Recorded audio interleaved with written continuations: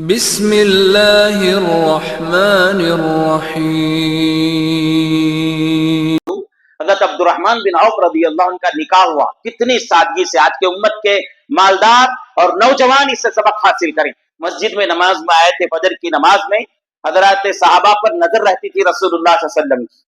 ایک مرتبہ دیکھا حضرت عبد الرحمن بن عوف ہی بدن میں کچھ زعفران کی نشانیاں لگے ہوئے ہیں اور خوشبو آ رہی ہے۔ تو عبد الرحمن بن عوف کیا حال ہے؟ آپ کے کپڑے میں داغ ہیں، دھبے ہیں۔ نبی صلی اللہ علیہ وسلم، یا رسول اللہ کل رات میں میرا نکاح ہوا تھا، کل رات میں میرا نکاح ہوا تھا، نکاح کے موقع پر مجھے میرے اوپر ذرا خوشبو لگا دی گئی، اس کے نشانات بیٹھ گئے۔ حضرت عبد الرحمن بن عوف اتنا سادگی سے کہہ رہے ہیں، اور نبی صلی اللہ علیہ وسلم کا عالم بھی دیکھیے، بارک اللہ لکما جمع بینکما بالخیر، دعا دی اللہ تعالیٰ تمہاری زندگی میں برکت دے۔ اور دوسرا کہا، عبد الرحمن کیا تم نے مہر کا انتظام کیا؟ تو حضرت عبد الرحمن بن عوف نے کہا، یا رسول اللہ اتنا ڈلہ، ایک کھجور کی ڈلی کا اشارہ کر کے، ہاں کہ کروڑ پتی ارب پتی چاہتے تو 5 کلو سونا بھی دے سکتے تھے، 5 کلو سونا بھی دے سکتے تھے، لیکن مہر جو ہے برکت والا مہر وہ ہے جو آسانی کے ساتھ ادا کیا جا سکے۔ مہر برکت والا مہر وہ ہے جو آسانی کے ساتھ ادا کر سکے۔ برکت والا نکاح ہے، برکت والا نکاح وہ ہے جس میں خرچ کم ہو، جس میں تکلفات کم ہو۔ تو نکاح سادگی سے کر لیا حضرت عبد الرحمن بن عوف نے۔ کتنا سادگی جی، کتنی سادگی! مدینے میں محمد رسول اللہ موجود ہے، محمد رسول اللہ کو بلانے کے تکلف نہیں کیا۔ اور یہاں عبد الرحمن محمد رسول اللہ کا حال دیکھو، نکاح کے بعد ملے، ملاقات کر کے کہا نکاح ہو گیا، تو رتی بھی ناراضگی نہیں، نکاح ہوا مجھے بلائے نہیں،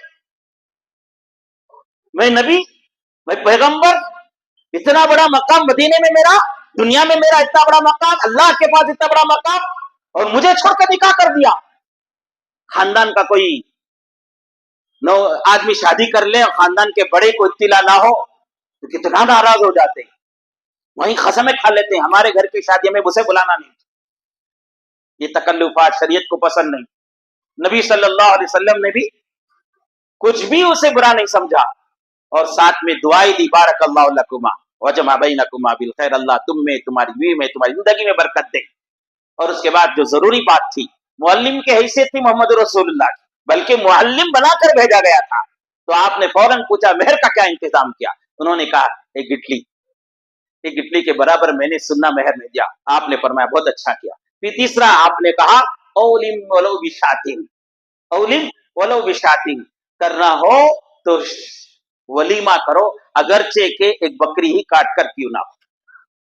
کتنی سادگی سے اتنا بڑا کروڑ پتی، اتنا بڑا ارب پتی انسان بلانے میں تکلفات نہیں۔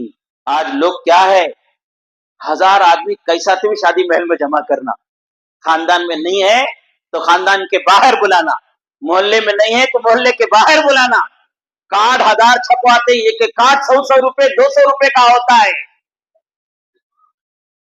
اور وہ کارڈ کی حیثیت 1 روپے کی بھی نہیں، لے کر رکھ دیا تو پھر اس کے بعد دیکھا بھی نہیں جاتا اسے، اس میں 200-300 روپے خرچ ہو رہا ہے، اور دعوتیں اتنی پرتکلف کہ لاکھوں کا پیسہ اس میں ہو جا رہا ہے۔ میرے عزیز و بزرگوں، آپ نے اتنے مرتبہ اتنی شادیاں کر دیے، اتنے پیسہ خرچ کر لیا، کیا مل گیا اس سے تم کو؟ دعوت کھانے والوں نے کم از کم تمہارا شکر ادا کیا کیا؟